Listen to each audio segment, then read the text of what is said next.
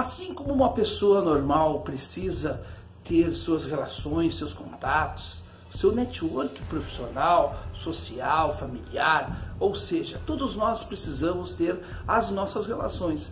Ninguém pode viver isolado e é preciso, mesmo que seja online, fazer as interações com as outras pessoas. Assim como uma pessoa, um país precisa sim de fazer, vamos dizer, o seu network. Para isso, nós temos o Ministério das Relações Exteriores. Hoje, no dossiê da legalidade, vamos analisar um pouco do papel, da atuação de Ernesto Araújo à frente dessa pasta tão importante para os destinos do Brasil.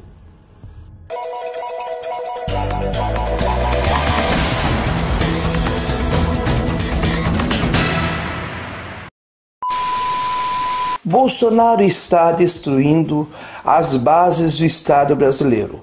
Uma das pontas da destruição do Estado Nacional é a sua, entre aspas, política externa. Bolsonaro deixa isso bem claro nesta fala.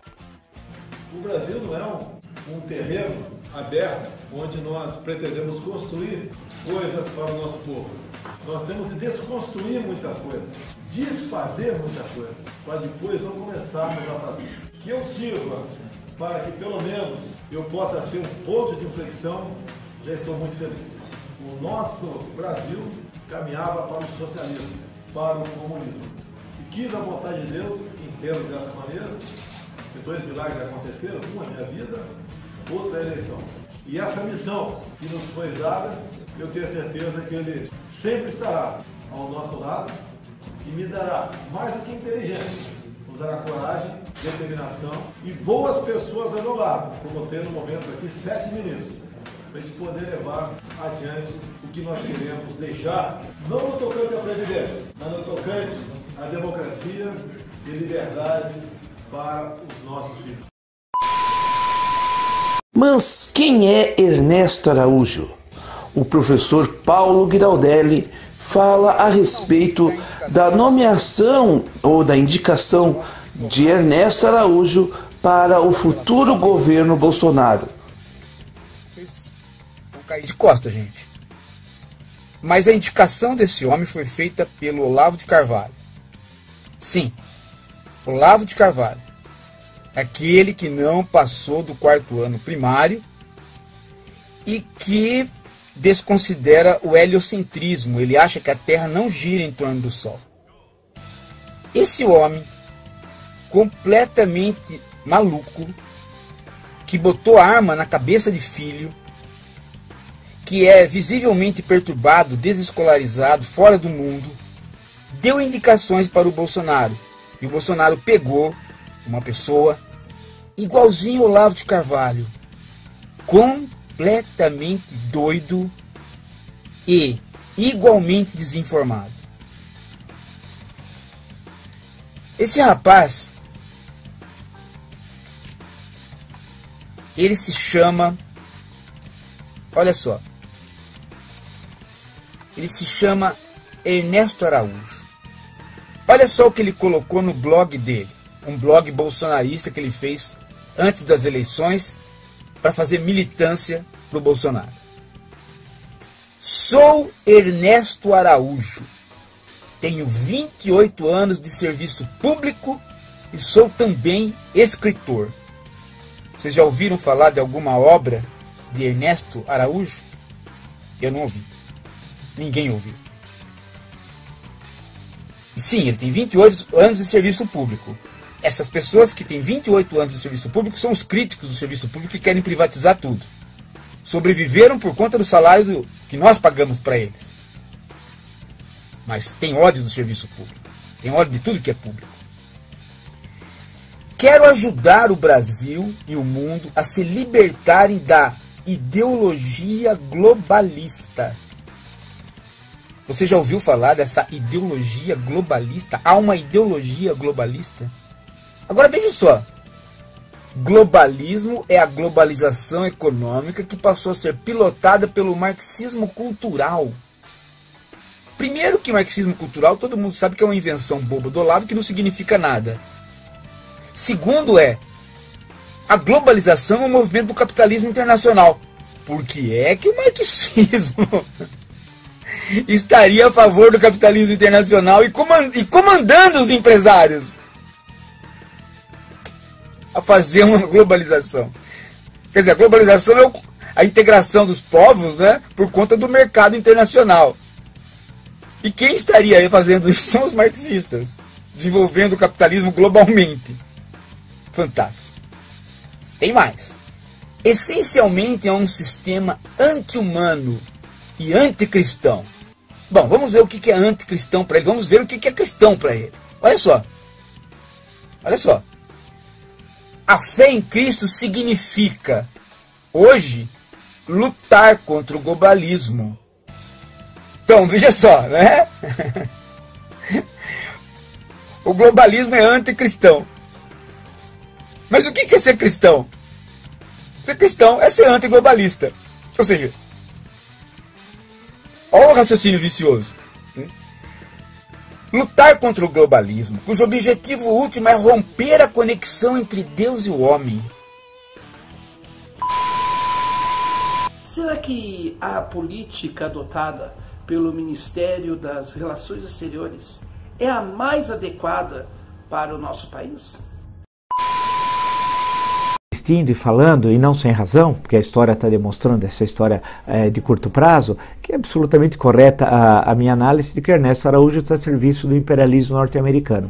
Ele foi colocado pelo marginal da Virgínia, o pornofilósofo, o Jim Jones, que lá vive, que está a serviço de interesses antinacionais. Ele foi colocado aqui no Itamaraty, claro que pelo presidente da República, que aceitou a determinação do pornofilósofo, o marginal que vive lá nos Estados Unidos. E esse senhor Ernesto Araújo, ele age como um representante dos interesses americanos aqui. O Itamaraty, para ele, é um puxadinho do Departamento de Estado. E duas questões colocadas agora hoje faz com que a gente fique muito preocupado. Uma, eles insistem agora, o governo brasileiro, em querer transformar o Hezbollah em grupo terrorista, né, denominá-lo, considerado um grupo terrorista. Ah, porque o Paraguai fez isso, a Argentina fez isso, e nós com isso. Né?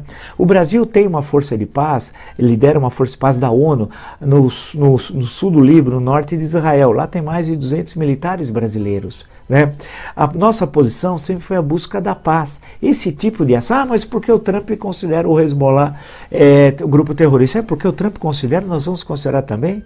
Quer dizer que nós somos aqui o quê? Colônia dos Estados Unidos? Isso é inaceitável. E pior, nós vamos criar problemas para a nossa presença no Oriente Médio e mais, nós vamos trazer o terrorismo internacional para o Brasil.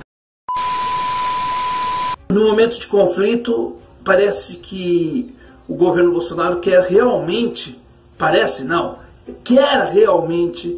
agravar mais ainda o conflito. E sabe o que eu sinto? Eu vou dizer o que eu sinto. Eu sinto que tem um alvo mirando em direção da gente. Nós, que não decidimos nada, é que estamos no alvo e na mira, sabe-se lá do que? Pela irresponsabilidade do senhor Bolsonaro. Ele está prejudicando os nossos interesses econômicos no momento que vivemos uma estagnação econômica e precisamos consolidar os mercados que nós temos no exterior e conquistar novos. Não só nós não conquistamos novos mercados, como podemos perder os que nós já temos. Vire a questão do meio ambiente, né? A questão da Europa. Você acha que o acordo com a União Europeia vai ser assinado de um parlamento europeu e 27 parlamentos nacionais? Isso daí não vai ser chancelado nunca, porque ele está jogando contra, porque ele só interessa uma coisa, relação Brasil e Estados Unidos, e nós como colônia dos Estados Unidos, e ele como lacaio do imperialismo. Nós não podemos aceitar isso. Ele coloca em risco a nossa soberania e a nossa segurança nacional. Enfim, nós temos aqui o estopim, o incentivador, o capataz da morte. Porque esse é o nome que eu vou dar para Bolsonaro.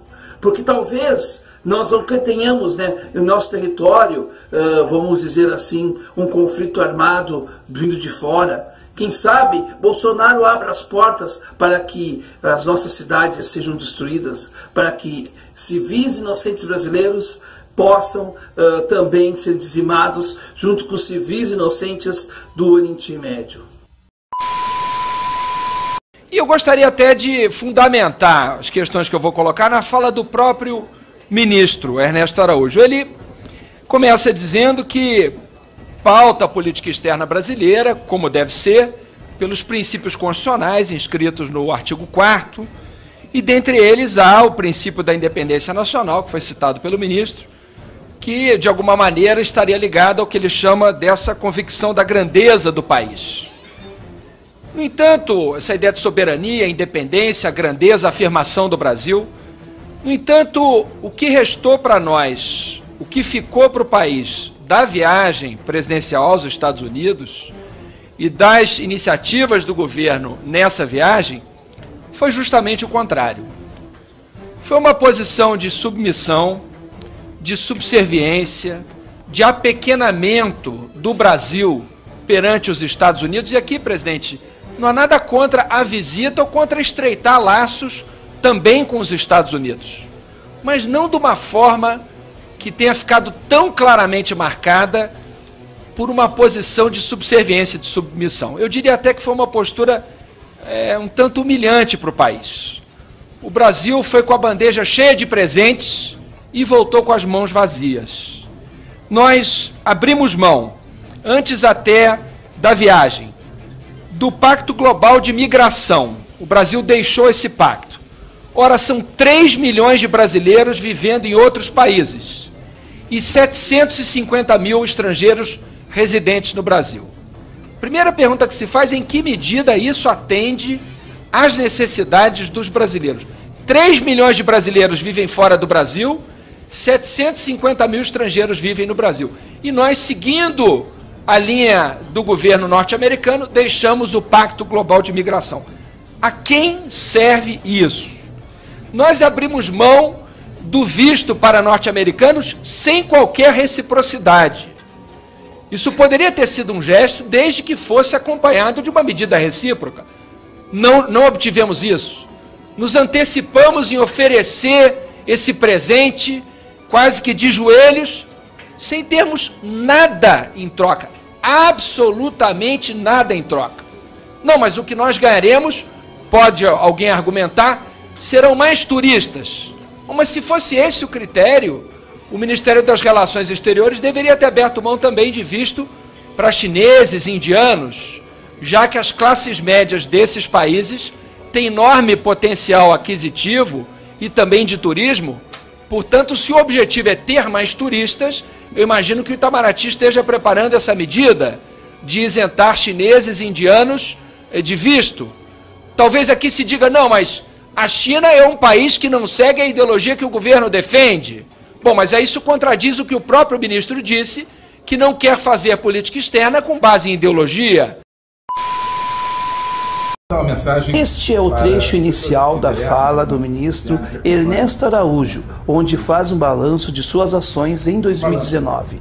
Será que esta fala condiz com a realidade? A realidade que nós estamos fazendo, do que nós conseguimos fazer, do rumo que nós estamos dando na nossa política externa, contrasta completamente com algumas narrativas que têm aparecido aí em notícias e editoriais.